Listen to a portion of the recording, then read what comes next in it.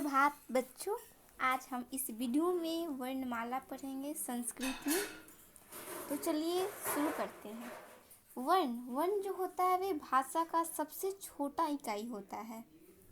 जैसे कि किसी भी अगर हम भाषा को पढ़ना शुरू करते हैं तो हम भाषा के सबसे जो छोटी इकाई होती है उन सब के बारे में जानना चाहते हैं। उसी प्रकार से हमारे संस्कृत भाषा का सबसे छोटी इकाई को वर्ण कहते हैं। जैसे कि अ, आ, ए, चाहे जो भी तुम आपके जो स्वर होते हैं व्यंजन होते हैं, व्यंजन के जो अक्षर होते हैं उन्हें हम वर्ण कहते हैं। वर्ण को ही अक्षर कहा जाता है। और वर्णमाला किसे कहते हैं? वर्णमाला जो होता है वे वर्णों के समूह को वर्णमाला कहते हैं। हमारे संस्कृत भाषा में वर्ण जो होते हैं वे दो प्रकार के होते हैं। एक होता है स्वर वर्ण और एक होता है व्यंजन वर्ण। स्वर वर्ण किसे कहते हैं? हम स्वर वर्ण का उच्चारण करते समय किसी दूसरे वर्ण की सहायता नहीं लेनी पड़ती है। जैसे कि हमारा यहाँ पर है अ, ई, उ, यानी कि अगर हम इन सभी वर्णों का अगर उच्चारण करेंगे तो किसी दूसरे वर्ण पर हम आश्रित नहीं रहते हैं इन सभी के उच्चारण में। स्वर्ण वर्ण 13 होते हैं। उनमें से हम 5 को हर्ष स्वर कहते हैं और 8 को दीर्घ स्वर कहते हैं। हर्ष स्वर में कौन कौन आते हैं? अ, छोटी ई, छोटा उ, री तथा री। उसी प्रकार से दीर्घ स्वर में हमारे 8 स्वर होते हैं। उनमें आते हैं आ, बड़ी ई यानी दीर्घ ई, दीर्घ उ, दीर्घ री, ए, ओ तथा औ। इन 13 स्वरों में से री और री का प्रयोग नहीं किया जाता है। दीर्घ स्वरों के उच्चारण में हर्ष स्वरों की अपेक्षा दोगुना समय लगता है। जैसे कि यहाँ पर दिया हुआ है, हर्ष स्वर को हमें उच्चारण करने में कम ऊर्जा लगती है और कम समय लगता है। और वही जो होता है दीर्घ स्वर, इनका उच्चारण करने में हमें ज़्यादा ऊर्जा लगती है और ज़्यादा समय भी लगता है। हम लोग स्वर वर्ण का यहाँ पर कुछ देख सकते हैं। यहाँ पर कुछ उदाहरण दिए हुए हैं। अ से अमर, अमरह मतलब देवता। आ से आम्रम, आम्रम मतलब आम। ई से इंदु, इंदु मीन्स चंद्रमा। दीर्घ ई का मतलब ईशान, ईशान मीन्स शिव। उ हर्षव्यू, उ का यहाँ पर है उपाधानम, उपाधानम मतलब तकिया। दीर्घ उ का है उड़ना, उड़ना मतलब ऊन। उसके बाद यहाँ पर है री से ऋषि, ऋषि मीन्स ऋषि। ए से है एडका, एडका हम भेड़ को कहते हैं, एडका मीन्स भेड़। यहाँ पर और है ए मीन्स होता है इंद्रजालिका, इंद्रजालिका का हिंदी होता है जादूगर। और इसके बाद आता है ओ का यहाँ पर है औषधि, औषधि मीन्स औषधि का पौधा। उसके बाद है औ मीन्स औदनिका, औदनिका मतलब रसोईया। चलिए अब उसके बाद हम व्यंजन वर्ण पढ़ते हैं। व्यंजन वर्ण किसे कहते हैं? जिन वर्णों के उच्चारण में स्वर वर्ण की सहायता लेनी पड़ती है उन्हें हम व्यंजन वर्ण कहते हैं। व्यंजन वर्ण हमारे 33 होते हैं, जिनमें से कि हम 25 को वर्गीय व्यंजन कहते हैं और 8 को अवर्गीय व्यंजन कहते हैं। वर्गीय व्यंजन में हमारे क वर्ग आ जाते हैं, च वर्ग आ जाते हैं, त वर्ग आ जाते हैं, त वर्ग तथा प वर्ग आते हैं।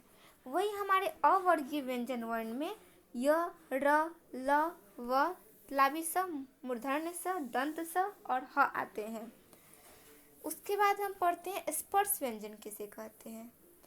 क से म तक हम 25 जो होते हैं ये अक्षर, इन्हें हम स्पर्श व्यंजन कहते हैं, क्योंकि क से लेकर के म तक का इन सभी वर्णों का उच्चारण हमारे जो मुंह होता है उसकी अलग अलग पार्ट्स के स्पर्श होने की वजह से होता है, जिस कारण से हम क से म तक के वर्ण को हम लोग स्पर्श व्यंजन कहते हैं। और स्पर्श व्यंजन हमारे 25 होते हैं। अंतस्थ 4 होते हैं। य, र, ल, व को हम लोग अंतस्थ व्यंजन कहते हैं। उष्म व्यंजन उन्हें कहते हैं हम जिनका उच्चारण जब हम करते हैं तो हमारे मुंह से गर्म हवा निकलती है, उष्मा निकलता है। उन सारे व्यंजन वर्ण को हम उष्म व्यंजन कहते हैं। उष्म व्यंजन 4 प्रकार के होते हैं। तलव्य स, मूर्धन्य स, दंत्य स और ह। ये तलव्य स है। तलव्य स इसका उच्चारण हमारे तालु से होता है। उसके बाद ये है मूर्धन्य स और ये है दंत स। इस सम का उच्चारण मूर्धन्य से होता है और यह स का उच्चारण दंत से होता है और यह है हमारा ह। इन चारों के उच्चारण में हमारे मुंह से ऊष्मा का प्रवाह होता है। उसके बाद है अयोगवाह। अयोगवाह न तो स्वर और न ही व्यंजन होते हैं। इन्हें चिन्हों से जाना जाता है और हमारे अयोगवाह दो होते हैं। पहला होता है अनुस्वार और दूसरा होता है विसर्ग।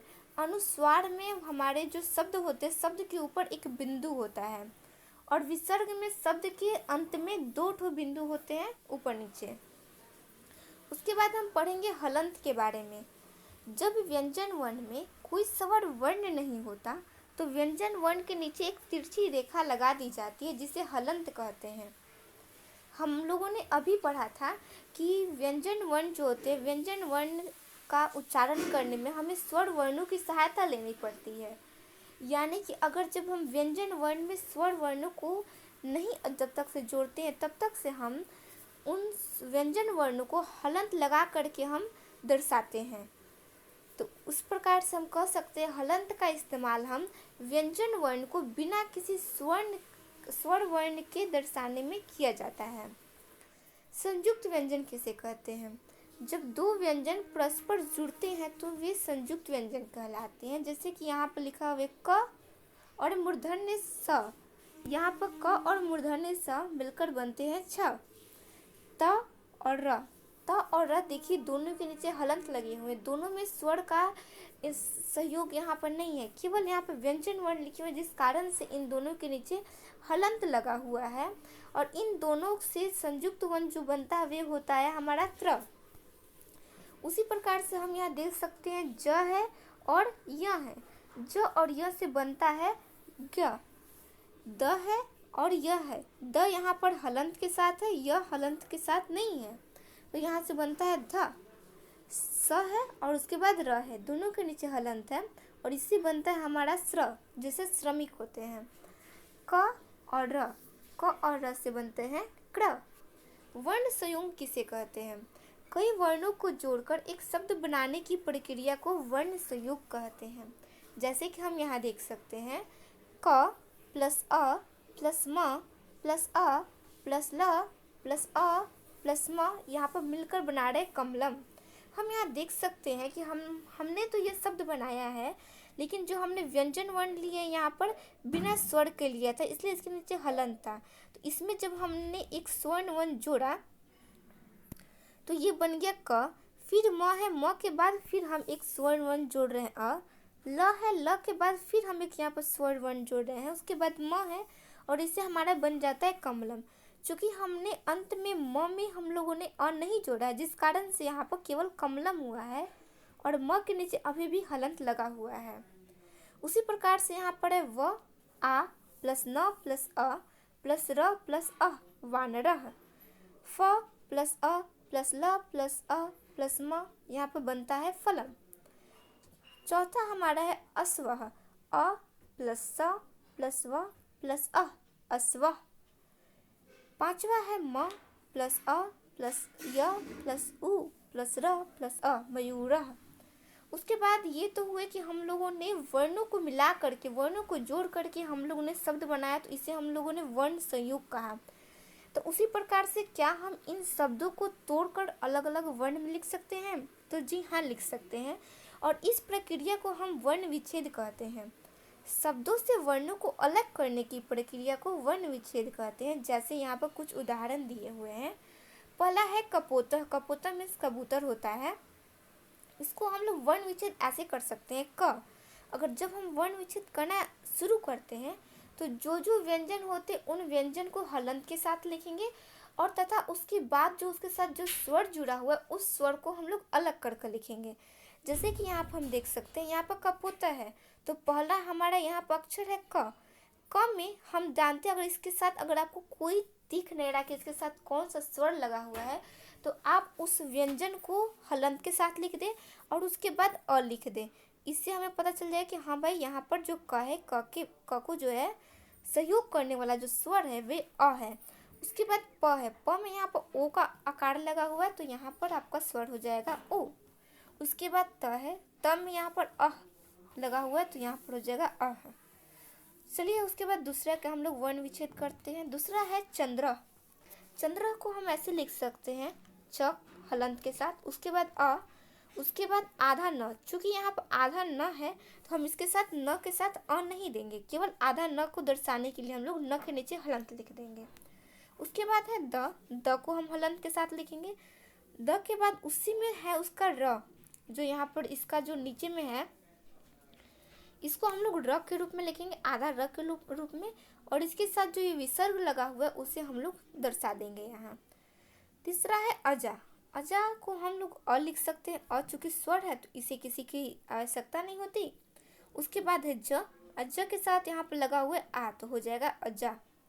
कमलम को हम लोग क प्लस अ प्लस म प्लस ल प्लस अ प्लस म के साथ हम लोग लिख सकते हैं कमलम। उसके बाद हमारा है चटका। चटका मीन्स चिड़िया होती है।